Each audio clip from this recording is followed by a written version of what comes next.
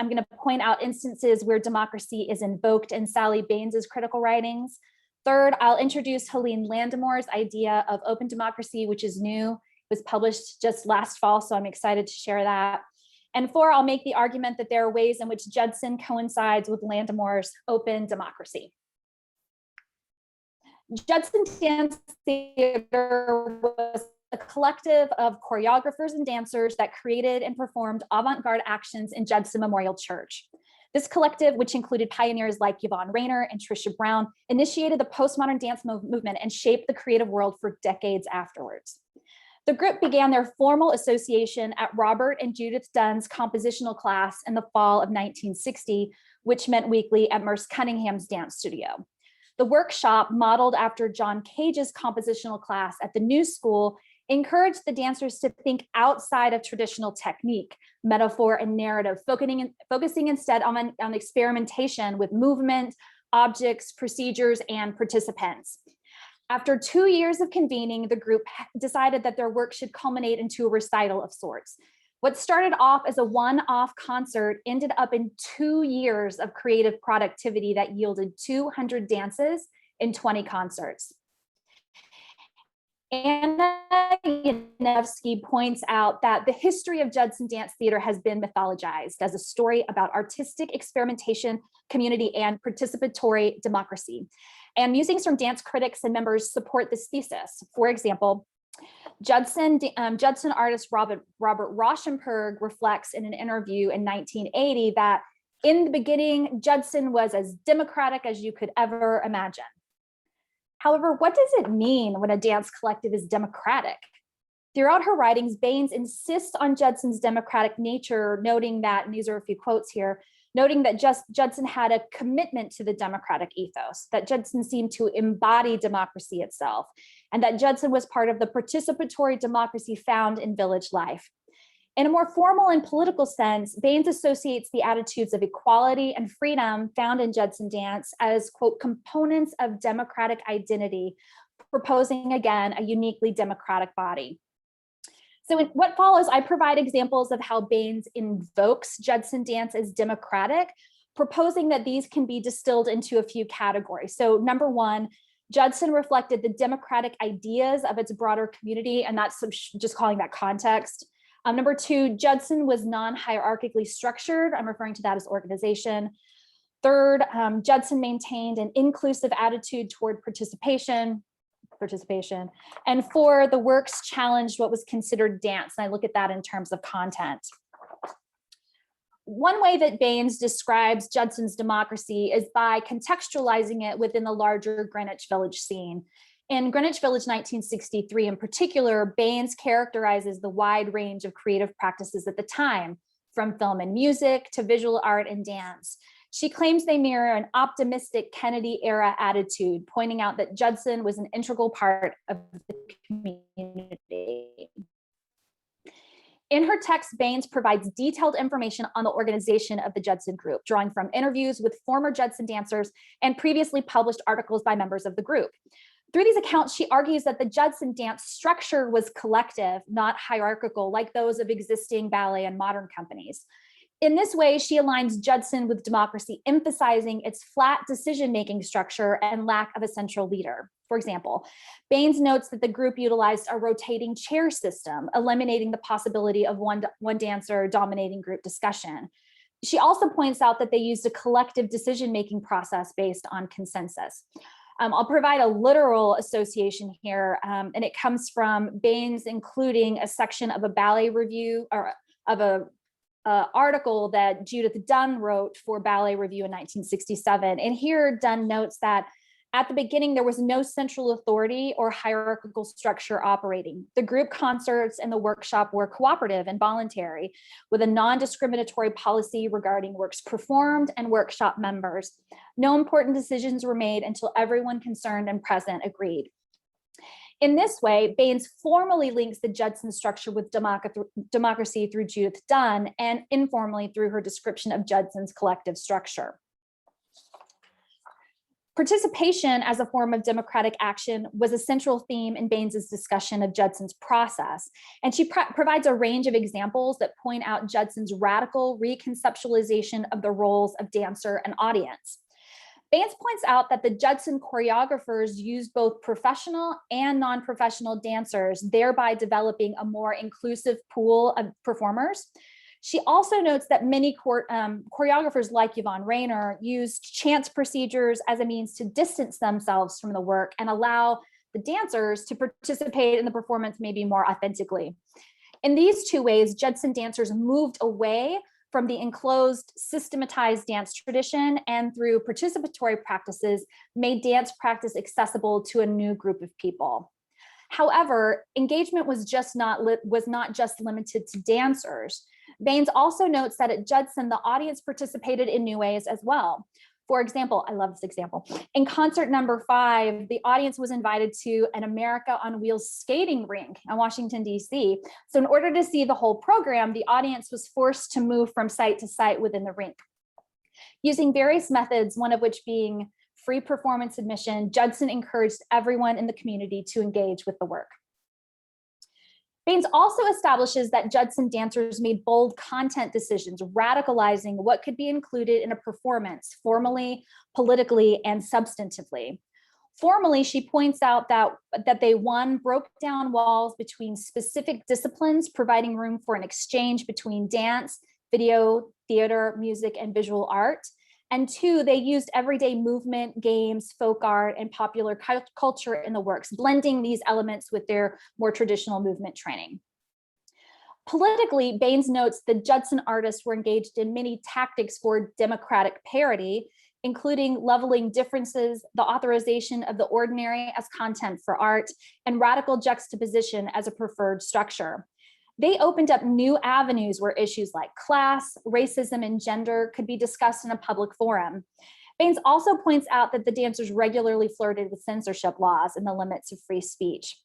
So through context, organization, participation, and content, Baynes aligns Judson dance with democratic ideals. But still, what kind of democracy was it? This question urges us to consider how Baynes's critical claims align with democratic theory. One way of determining the legitimacy of democracy's body is to consider it alongside normative concepts of democracy.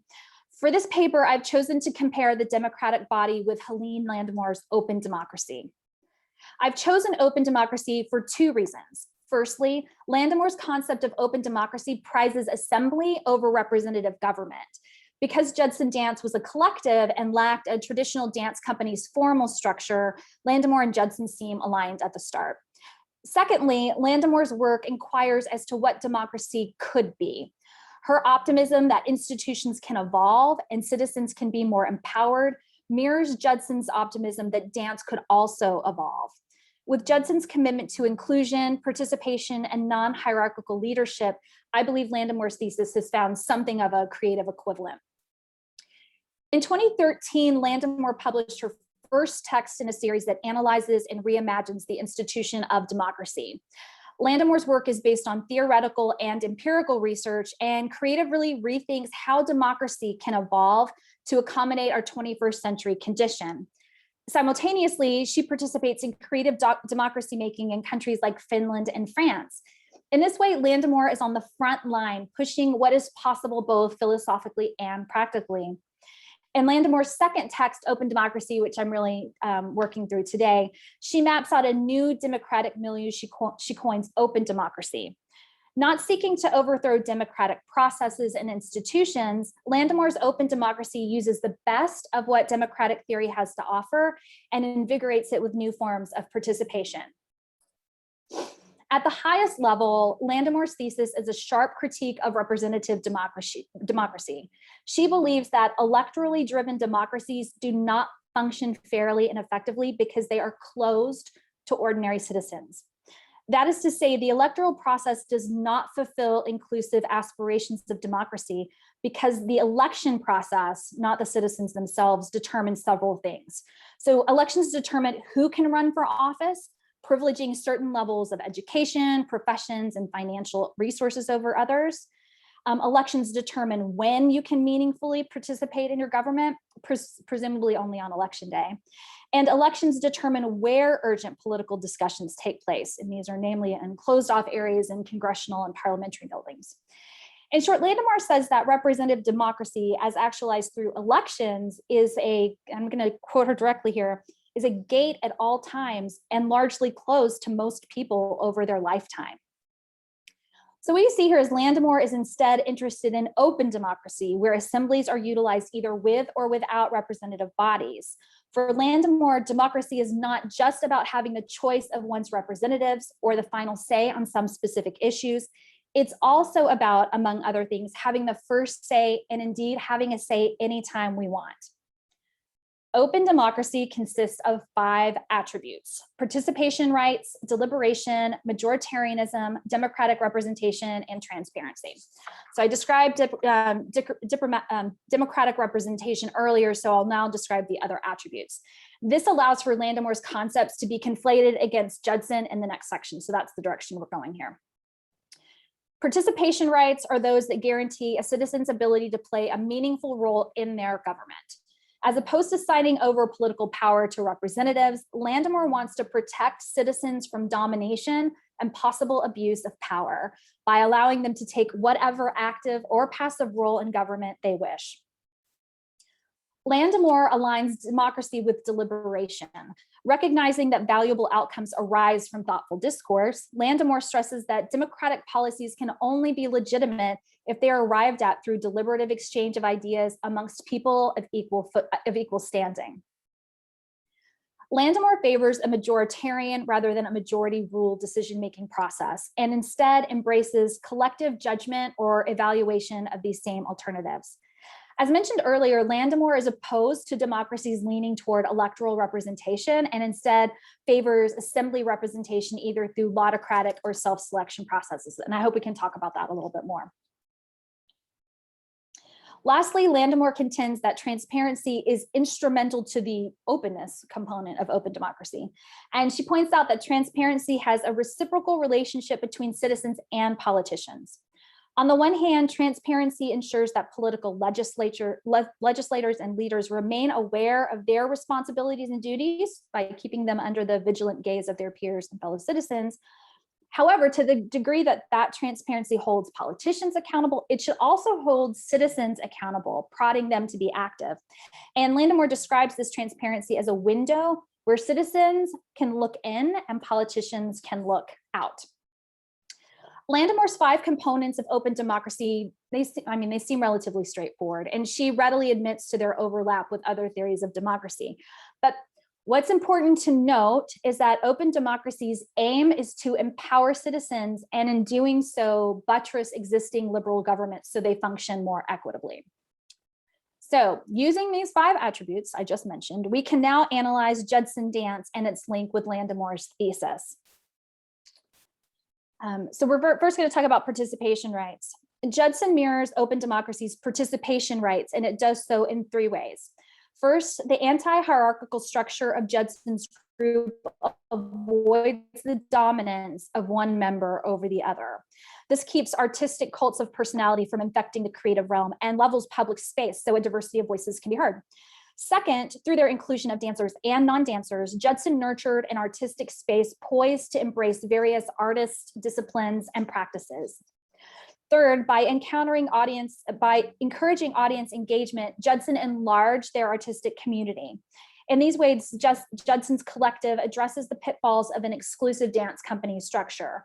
Their concern relates to Landemore's assertion that representative government does not effectively promote pluralistic participation. So we'll kind of hit deliberation, democratic representation, and majoritarianism at the same time.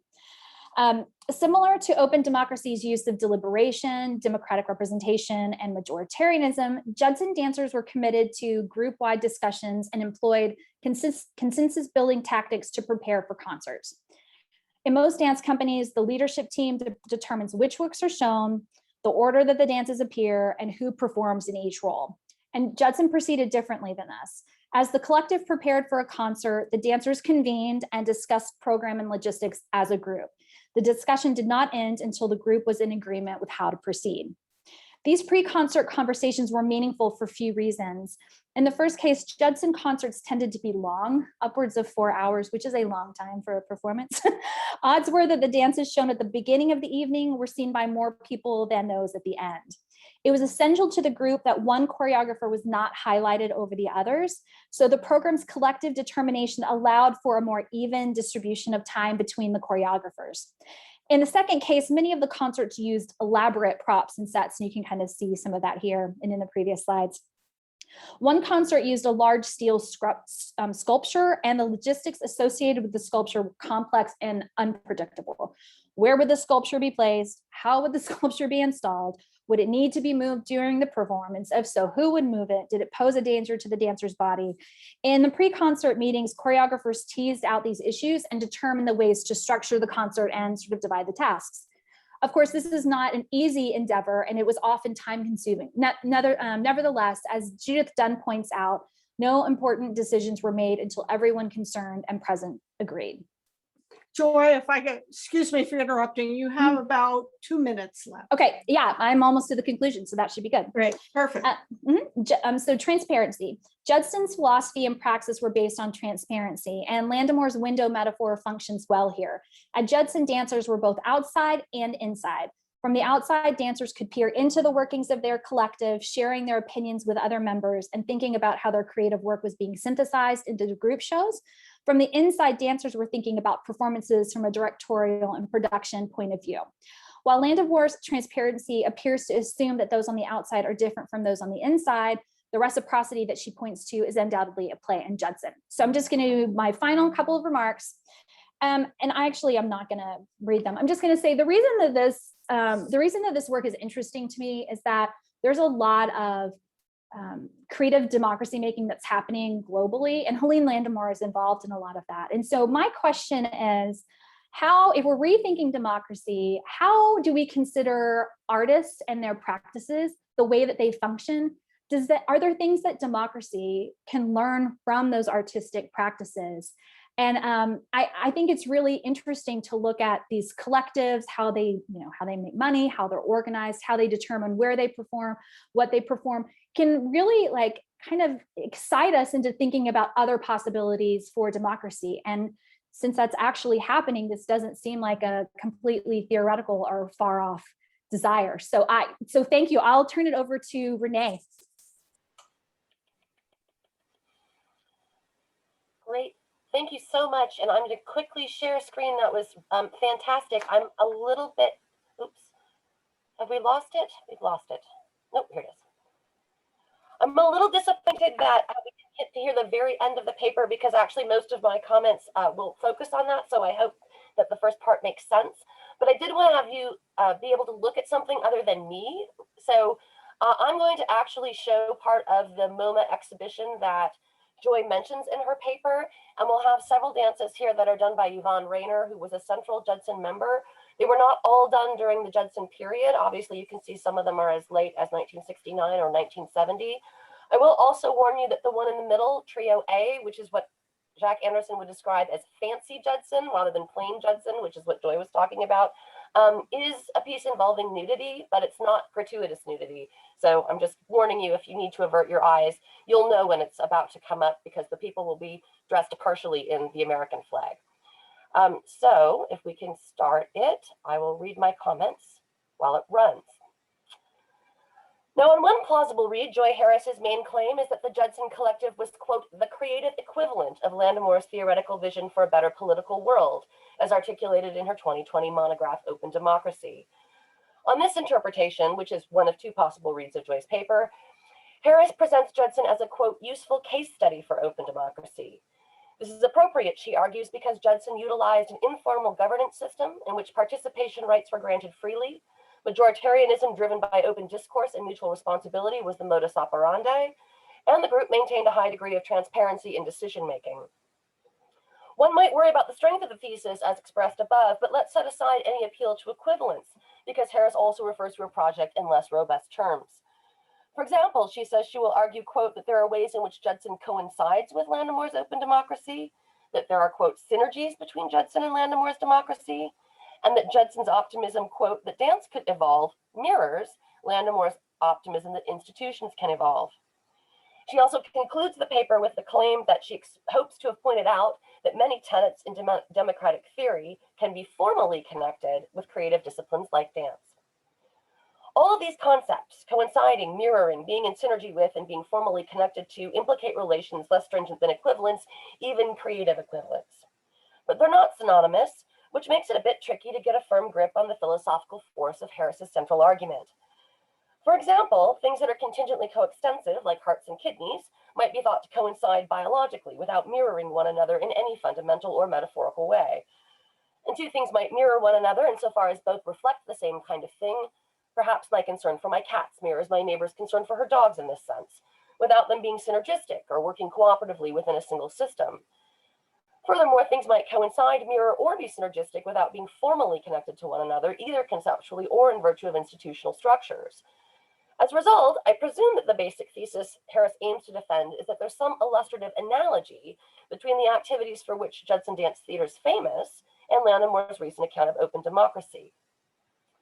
But analogical arguments can be tricky because the presence of putative likenesses across domains doesn't necessarily imply conceptual overlaps, nor does it always call for similar practical responses, even if there is robust conceptual coincidence.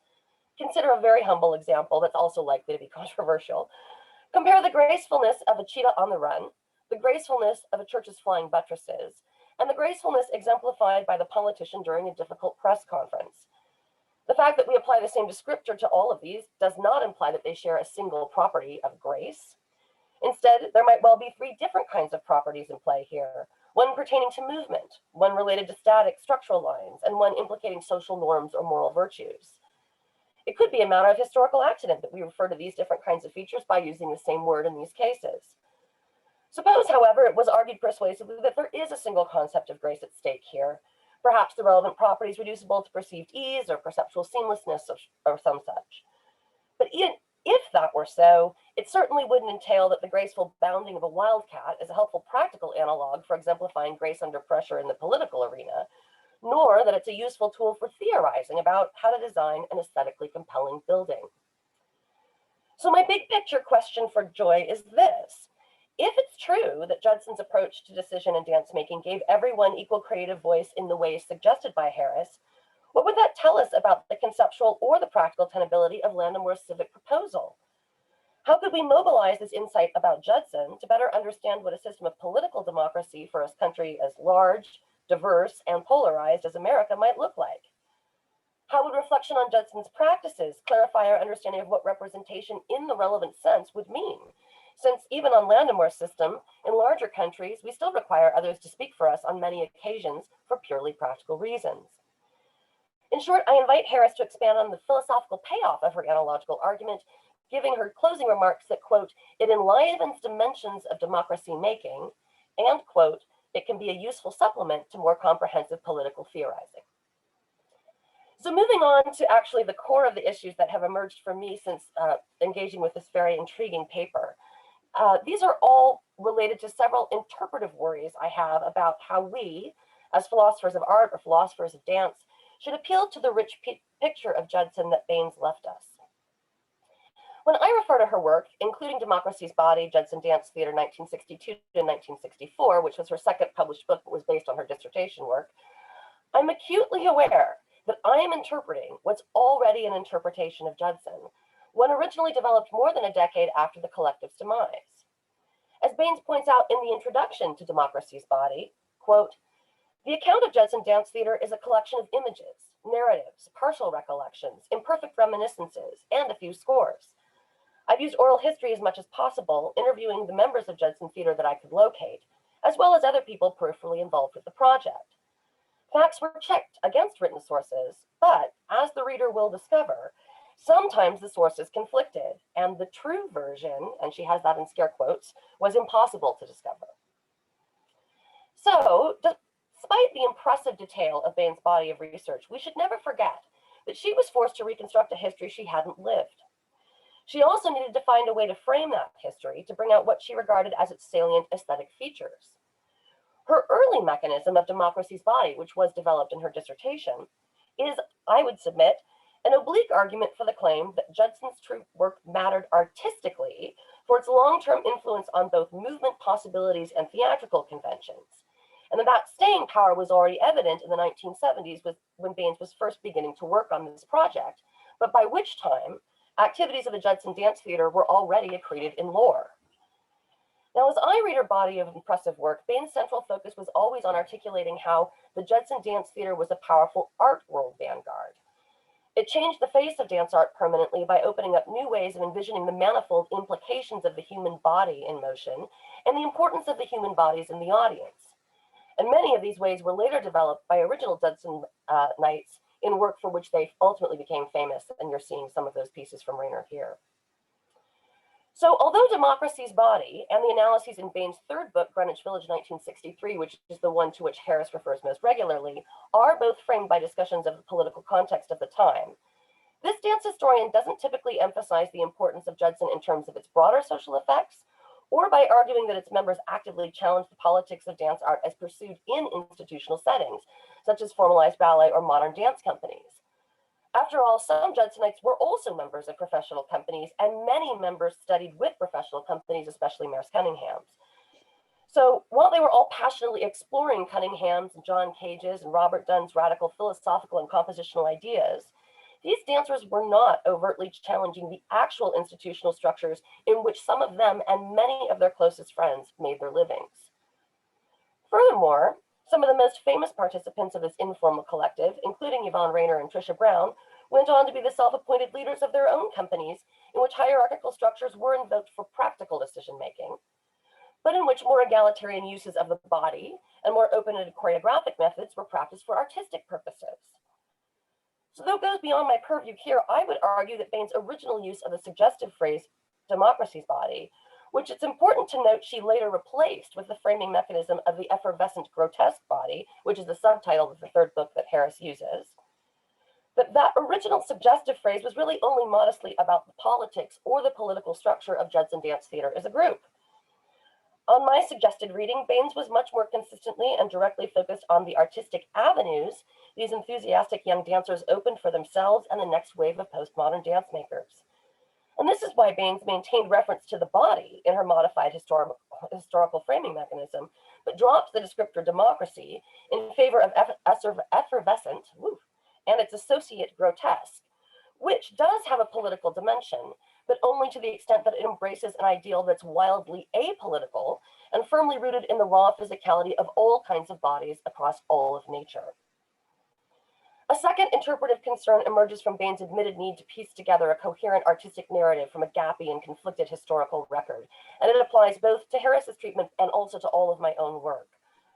I worry in general that there's a natural tendency to read Baines' writing about Judson too idealistically, and I have several reasons for that, but since they're bowing now, I will close up quickly. Was the group really as politically open and egalitarian in its practical undertakings as we all typically suppose? One point made recently by Yvonne Rayner and Simone Forti is that the Judson Dance Theater was fundamentally a group of close friends, all of whom attended one another's artistic events and many of whom were sleeping together. Hence, the apparently egalitarian structure of the group was perhaps merely a contingent consequence of the fact that the clan was quite mutually supportive, but still relatively insular, mostly based in their personal relationships. In addition, in the paper, Harris offers two quotes from well-known Judson associates Robert Rauschenberg and Judith Dunn, both of whom highlight the fact that in the beginning, the organization had a, quote, flat decision-making structure with no central leader and a rotating chair system. But this is a puzzling testimonial consistency and in stark contrast to some of the acknowledged inconsistencies one finds in Baines' Democracy's Body. What changed over time, such that it was appropriate for both these insiders to characterize those features of Judson as temporary and only a part of the collective's early days? Renee, are you about to wrap up? We're out of time, so. Last sentence. Thanks, Susan. Okay. Was a shift from flat decision-making to something punctuated by more powerful personalities partly responsible for the fact that this collective persisted for only a few performance seasons? And we'll have to thank Joy for giving us the chance to explore those and other questions about how to think about Judson in the Q&A and future ASA meetings. Thank you. Thank you.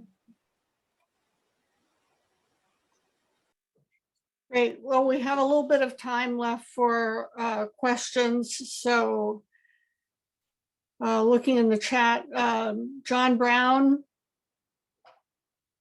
has a question. Yeah, I'm wondering, well, the intention to be genuinely democratic is there, but the question is as to the effect. And there are reasonable doubts and puzzles about that. But what I want to ask is whether what is the relation between this and African tribal dances where everybody takes part, there's a certain training and there's definite communal ideology involved.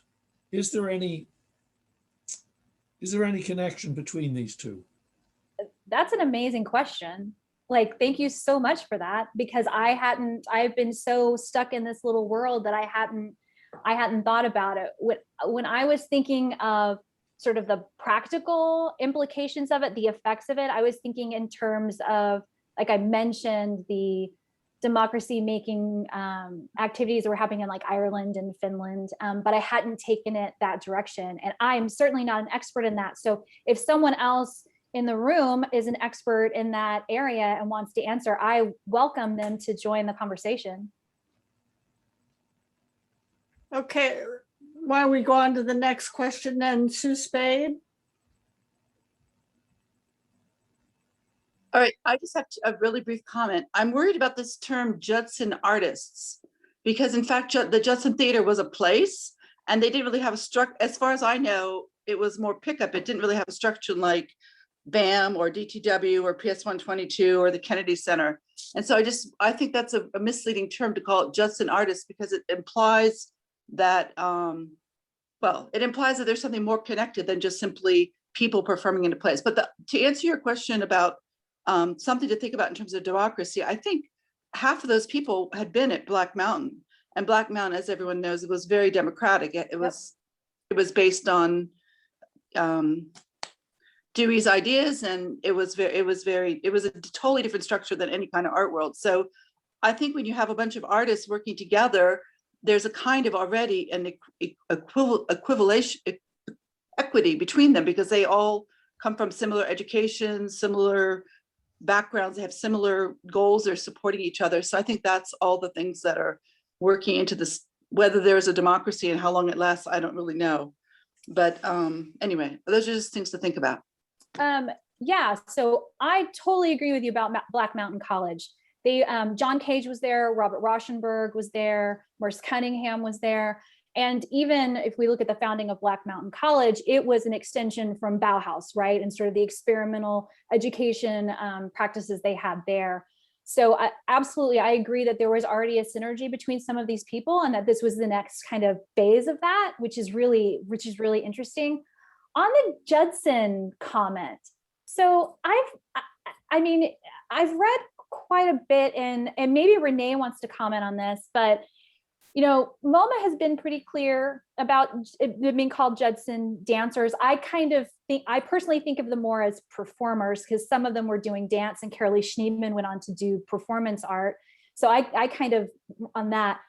All of the concerts except for one were at the church, and so I don't necessarily have as much of a problem calling them Judson, because that's kind of how they called themselves, and that was what was on the program. But I understand what you mean, because there was not everyone participated all the time, and some artists came in and out. So it does lead you to think that it's not as formally structured as calling them Judson dancers might imply, which I think is what you're getting at. But I invite Renee if you have a comment on that. I just worry that Judson dancers sounds like there's someone called Judson, and there's no Judson. I mean, it's the name of the place, of course. Yeah. It's the name of the place. Mm-hmm. Okay, there's one more question in the chat. Julie, is it quick, or are you going to write it out in the chat? Well, let me just point out a suggestion to Joy. If she's working on the concept of democracy right now, politically, we're thinking we want everybody involved, but we also want stability, principles, constitution, enduring. And a frustration with this era of modern dance is very little is preserved, stable. much of it has disappeared. So there's a tension there between the words democracy. I was just going to get you to think about that. Thank you for that. Yeah. If I can just say one quick thing about that, what Landemore is trying to do with her open democracy is to create a sort of buttress existing institutions to give them another point of view. I have several examples I wish I could have done, but yes, you're right. There is this tension between providing a space for exploratory and spontaneous democracy making and how that works in relationships to the institutions that we rely on in order to keep our communities stable. Yeah, thank you for that. Yeah. Great, thank you. Thank you to both of our speakers. Thank you. And now we're ready for our next session. Parisa Mostagier will be our speaker from the University of Chicago, and the comments will be by David Clowney. So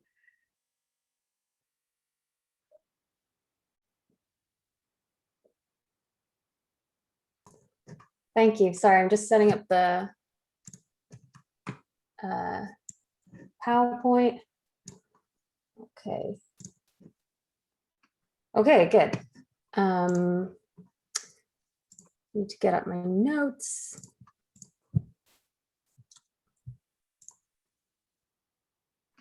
Okay.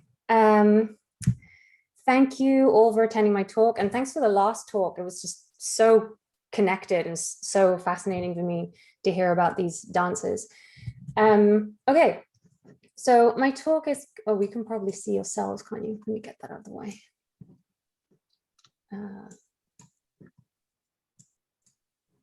Sorry.